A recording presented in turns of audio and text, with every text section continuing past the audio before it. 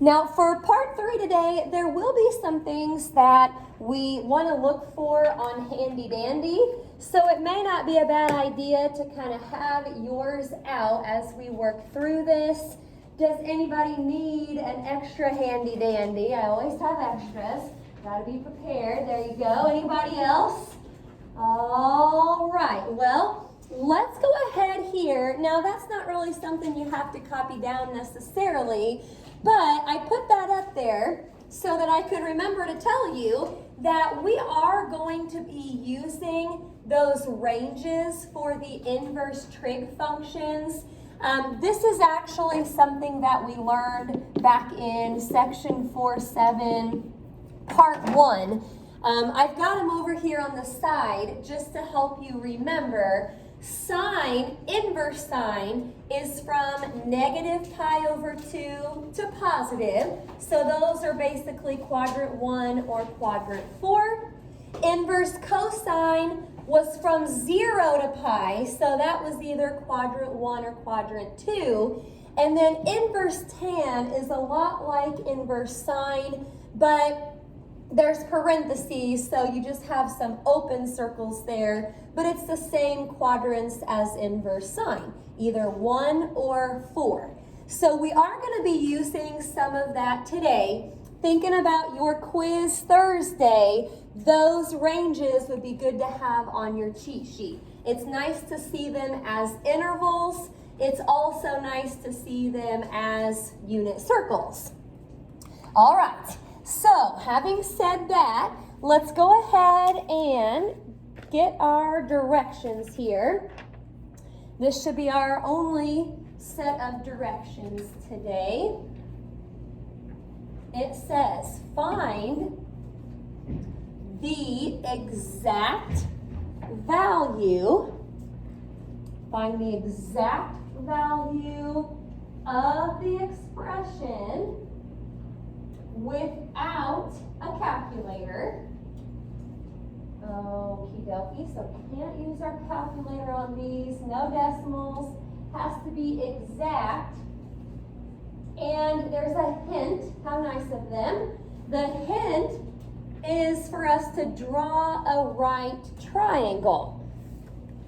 Okay, find the exact value of the expression without a calculator. The hint is to draw a right triangle. Okay, now remember in trig with our unit circle, and this is actually on Handy Dandy, I'm going to bring it up here for you. The triangles can look different depending on what quadrant you're in. If you look at the top right of Handy Dandy, that's what you look like in quadrant 1, that's what you look like in quadrant 2, quadrant 3, quadrant 4, and that's important because remember sometimes these sides are negative. And it actually kind of has that laid out for you on Handy Dandy. Hypotenuse is always positive, but for example in quadrant 2, the adjacent side has to be negative because you'd be going left. Opposite side is positive because you'd be going up. So anyway, I just want to kind of remind you of that. The triangle will be helpful, but you have to make sure you draw it correctly depending on what quadrant you're in. Quadrants are going to be a big deal for us today. So I'll let you copy this first one down. Sometimes these are kind of weird at first, but I think after the first couple, you'll kind of get the hang of it and you'll see what's going on. Number 1 wants us to find sine of the inverse cosine of radical 5 over 5. This is actually kind of like a composition of functions. Actually, just yesterday in algebra, I was teaching about fog and goth. Remember, fog, we would always do like f of g of x. We would start with what's on the inside, plug it in to what's on the outside. That's actually kind of what we're going to do today with this. They're obviously not using F and G, but it is still a composition, and we are still going to start with the part on the inside first, and then we'll move on to the part on the outside. Now, what I like to do for each problem, and this is something you can do for the first one, but maybe after this you'll kind of get to the point where you don't have to write it out every time like this. But I like to just kind of label this real quick as theta. Again, maybe go ahead and do this with me on our first example, maybe even the first two examples. But once you kind of see how it works, you can probably get away from writing it out like this every time. I just think it kind of helps to do it like this first. So I said, let theta equal this part right here on the inside. If you think about it, normally when you have sine, it's sine of theta. So we're just going to pretend for a second that this whole thing right here is theta. Now, if we use basically just the definition of what an inverse trig function is, when you take the inverse cosine of something, you're trying to find all the spots on the unit circle where you have a cosine equaling that something. Again, I'm just kind of taking this equation right here, rewriting it using the definition of an inverse cosine function. When I take the inverse cosine of radical 5 over 5, I'm trying to figure out cosine of what would equal radical 5 over 5. Now that we have it written like this, let's think about Sohcahtoa for just a minute. Cosine is always adjacent over hypotenuse. Remember earlier the hint said that you should draw a right triangle? Well, I already know a couple sides of this triangle. I know the adjacent side is radical 5, the hypotenuse is 5. Now, what I don't know still is what quadrant I'm in. Now, there's 2 steps you have to take today to figure out what quadrant you're in. And I want to make sure that you're with me here because this is super duper important. 2 things to think about for your quadrant. First of all, and it doesn't really matter which part you do first, but if you look at that part on your handy dandy, I just put it up there so we could look at it together. That's actually on handy dandy. But if you look at all of those positives and negatives, what we have in this problem, we have cosine being positive. Cosine is positive. In what quadrants is cosine positive? I see it's either quadrant 1 or quadrant 4. Those are the quadrants where cosine is positive. So I know it has to be one of those. Now to figure out which one it is, we're going to come back over to the ranges for all of our trig functions, and in particular, we're looking at the range of inverse cosine. So this is telling me either quadrant 1 or quadrant 2. That is telling me either quadrant 1 or quadrant 4. So the quadrant that's overlapping with both of those is quadrant 1. We are going to be in quadrant 1 here. So if you look at how I've constructed this right triangle, I'm going to go back to handy dandy for a second. In quadrant 1, this is how our triangles should look. So that is how I'm going to set up my triangle for this problem. Yes? Sorry, how did you determine whether it's in quadrant 1 or 4? Okay, so I'm going to come back here for a second. There's two steps you have to take in really no particular order, but one thing I notice is that cosine right here is positive. So if you look at this part of handy dandy, it's telling me cosine is positive in quadrant 1 and quadrant 4. So I know it had to be one of those. This range is going to narrow it down to the one that works. This is telling me 1 or 2. So if it's 1 or 4, 1 or 2, then the one that overlaps will have to be quadrant 1. Makes sense. Yep. Good question. Anybody else? Gotta ask if you don't see something. Well, now that I know what quadrant I'm in and I know what my triangle should look like, let's go ahead and label it real quick. Here's theta.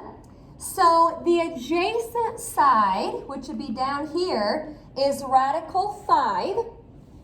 And the hypotenuse, which of course is across from the right angle, that is going to be positive 5.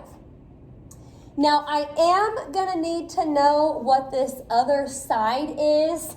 If you want me to give you a sneak peek into what we're about to do with this problem, everything we've been working on so far has been with the inside of this.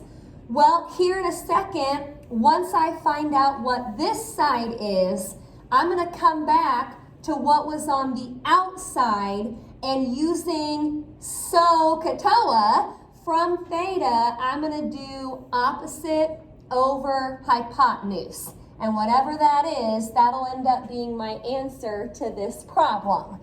Okay, but I've got to find this missing side. So Pythagorean Theorem, here we come. I'm calling this B. You could call it A or B. But this is kind of nice here actually. When you square the square root of 5, it's just going to be 5. 5 squared obviously over there from the hypotenuse is 25. Well, by the time I subtract 5 and then square root both sides, square root of 20 is not nice, but we can probably break that down a little bit. What's the biggest nice square root that goes into 20? Yeah, it's not real big, but we'll do a 4 there. So actually 2 square root of 5 is what we want to use for this missing side. 2 square root of 5. Okay, so now that we have that labeled, and I already kind of told you this part, but I'm going to tell you again, once you find out that missing side, come back to the part that was on the outside, and this is how we're going to finish this problem. What we need to find now is basically sine of theta. Remember, we kind of called that part theta. So from theta here, sine is opposite over hypotenuse. So that's going to end up being a 2 square root of 5 all over 5. That is our answer finally for number 1. Again, the first couple of these are always kind of weird. It's kind of like, not really sure what just happened. But I think once we get going here, it'll click and you'll kind of see how they work. We always start on the inside. Use this to help you figure out what quadrant you're in, to draw your triangle, and then you should be able to look back on the outside for the final answer. Okay, let's try a few more here. So, example 2, let's see what we've got now. Secant of arc sine, remember that's just inverse sine, secant of arc sine of 4/5. Now I'm going to go ahead and do what I did on the last problem. I'm going to call this part on the inside theta. Like I mentioned earlier, if you get to the point where you don't really write that out every time, that's fine with me. But sometimes it kind of helps to just call that theta so you can get started with your quadrant and your triangle. If we're figuring out arc sine of 4/5, I want to know sine of what would give me 4/5. Sine of what, that's our theta here, would equal 4/5. So as far as Sohcahtoa goes, sine is going to be opposite over hypotenuse. But again, I don't really know what quadrant I'm in yet. I need to figure that out before I draw the triangle. So here we go again with all the positives and the negatives and the ranges. I'm going to start up here. What we have for sine is positive. This is a positive 4/5. So I'm going to find the quadrants where sine is positive. And it looks like it's going to be either 1 or 2. Those are my options now, but I'm going to go back and think about the range of inverse sine. And looking at this, it has to be either 1 or 4. This is kind of like what happened earlier. That's telling me 1 or 2. This is telling me 1 or 4. The quadrant that's overlapping again is quadrant 1. So we're basically going to be drawing the same kind of triangle here, just like we're in quadrant 1. We're not always going to be in quadrant 1, by the way. That'll change here in a little bit. Okay, well, coming back to this, this will help me start the triangle. From theta, opposite is 4, hypotenuse is 5. I need to find the missing side. Remember, when you're in quadrant 1, everything is positive, so we really didn't have to worry about the plus or minus earlier when we're doing the square root, because everything's positive in quadrant 1. I'm going to call that A. So, A squared plus 4 squared, which is 16, equals 5 squared, which is 25. So subtract the 16, square root both sides. Again, everything is positive in quadrant 1, and that works out a little bit nicer than the last problem. That's just going to be a positive 3. Now you kind of feel like you're done at that point once you find the missing side, but remember, you still have to come back and use the trig function on the outside. Secant is the reciprocal of cosine. Cosine was adjacent over hypotenuse, so I know secant is going to be hypotenuse over adjacent. And let's do that. Hypotenuse is 5, adjacent is 3, so 5/3 is our answer for number 2. Secant of arc sine of 4/5 ends up being 5/3. Okie dokie. Any questions so far? I'm going to try just a couple more here. So hang with me. Going to get to some other quadrants probably with these last two.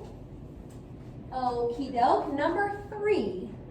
Cosecant of arctan of negative 5/12. Cosecant of arctan of negative 5/12. Okay, again, I'm going to start with this part here, and I'm going to call it theta.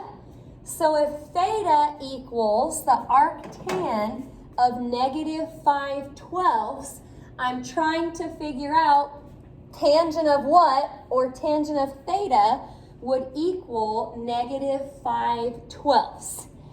Now, we're going to have to be careful with the negative here.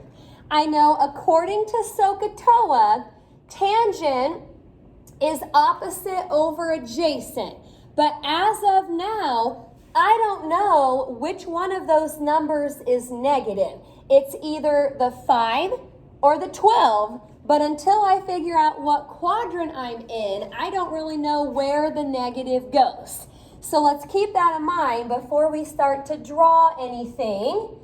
Well, I know that tangent is negative in quadrant 2 and quadrant 4. Looky there, tangent negative, tangent negative, tangent negative. So I've narrowed it down to either 2 or 4. And then when I think about the range for inverse tan, it has to be 1 or 4. Again, you're looking for the quadrant that overlaps, the one that fits both of those, and that would have to be quadrant 4. So that's how I'm going to have to set up my triangle. Thank goodness for handy dandy. I'm looking at it, and it tells me right here that this is how I need to draw my triangle when I'm in quadrant 4. Now also look up here. It tells you which side should be negative. The opposite side should be negative. The adjacent side is positive. So let me catch up here to the PowerPoint. Here we are. Here's theta. Opposite, that must be the negative 5. And then adjacent is 12. So it looks like we're going to have to find the hypotenuse this time, the C. Now, when you take negative 5 squared, square negative, it'll turn positive, plus 12 squared, that's 144. So by the time you add that up, that'll be a 169. Square root that, and we are finding the hypotenuse here. Remember, hypotenuse is always positive, so that'll stay a positive 13. Hypotenuse is always positive, no matter what quadrant you are in. All right, well, here I go. Cosecant, poor cosecant has been out front the whole time and we haven't used it yet, but here we go. Cosecant is the reciprocal of sine, so sine is opposite over hypotenuse, meaning this is hypotenuse over opposite. Hypotenuse, opposite. You probably don't want to leave the negative on bottom, so either pull it to the top like I did, or you can just put it out front somewhere. But it'll have to be a negative 13 fifths. Quadrants are super important here, mainly because of the negatives. You've got to know which side's negative, which side's positive. That will be important. Any questions about number 3? Looking good. Well, I think there's just one more here. I hope that they're getting a little bit easier by now.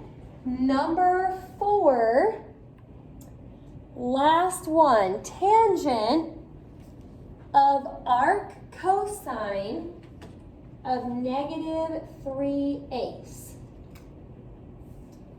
Okie doke. Just like fog and golf, we're going to start with the part on the inside, work our way to the part on the outside. So I'm saying let theta equal the arc cosine of negative 3/8, meaning cosine of theta needs to equal negative 3/8.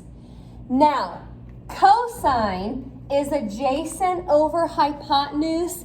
You can actually figure out right now which one of those numbers should be negative, because if you think about it, hypotenuse has to be positive, so the 8 has to be positive, meaning the 3 is going to have to be negative. Now I still want to find the quadrant so I know how to draw the triangle. Okie doke. Cosine is negative in quadrant 2 and quadrant 3. So I've narrowed it down to 2 or 3. Now I come over here to the range of inverse cosine, and this is telling me 1 or 2. 2 is the quadrant that overlaps. So I'm going to draw my right triangle here based on quadrant 2. And I'm going to put this up here again. I just want to make sure you see where all of this comes from. That is a right triangle in quadrant 2. So that's what I'm going for here with number 4. Okie doke. I already decided hypotenuse is positive. The adjacent side then has to be the negative.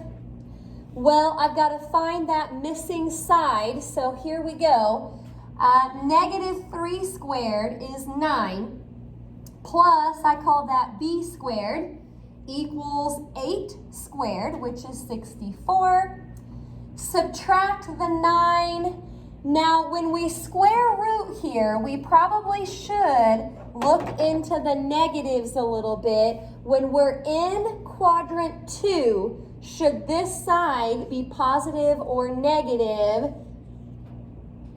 Positive. It's on handy dandy, or you can just think about moving to quadrant 2. You'd have to go up, which is positive. And I don't think there's any way to break down a square root of 55. So no other square roots will go into that. We'll leave it the way it is, but we've got to come back up here and use tangent. So finally, tangent, opposite over adjacent. There she is. You don't want to leave the negative on bottom, so either in front like that or on top would be fine. Okie dokie. Any questions about those? Again, those are always kind of weird at first, but why don't we start on our assignment here? This should be T27.